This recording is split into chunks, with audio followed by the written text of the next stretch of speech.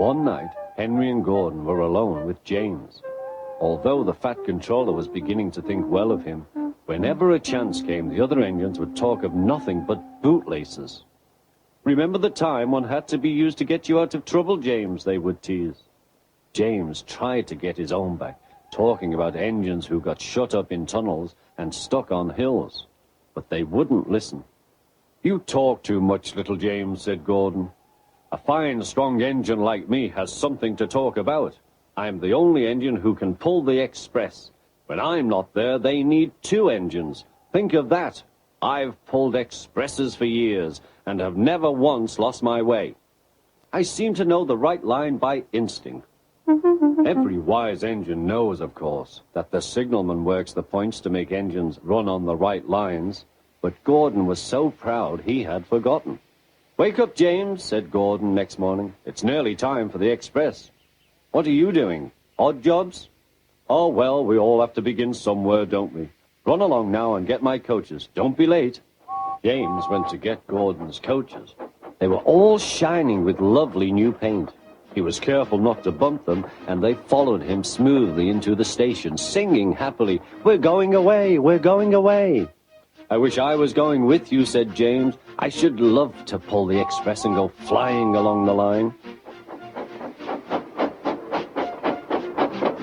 Gordon, with much noise and blowing of steam, got ready to back onto the train.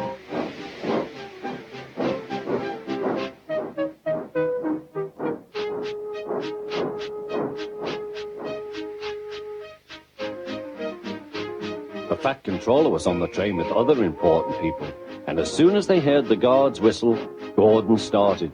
Look at me now," he puffed, and the coaches glided after him. "Poop, poop, poop, poop, poop. Goodbye, little James. See you tomorrow." James watched the train disappear and then went back to work. He pushed some trucks into their proper sidings and went to fetch the coaches for another train. James had just brought the coaches to the platform when he heard a mournful noise.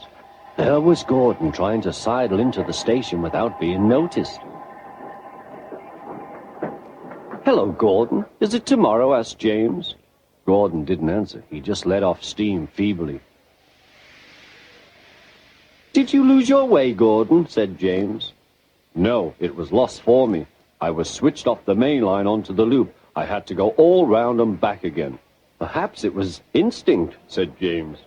Meanwhile, all the passengers hurried to the booking office. "We want our money back," they shouted. But the Fat Controller climbed on a trolley and blew the guard's whistle, so loudly that they all stopped to look at him. Then he promised them a new train at once. "Gordon can't do it," he said. "Will you pull it for us, James?" "Yes, sir, I'll try." So James was coupled on and everyone got in. "Do your best, James," said the Fat Controller. Come along, puffed James. You're pulling us well, sang the coaches.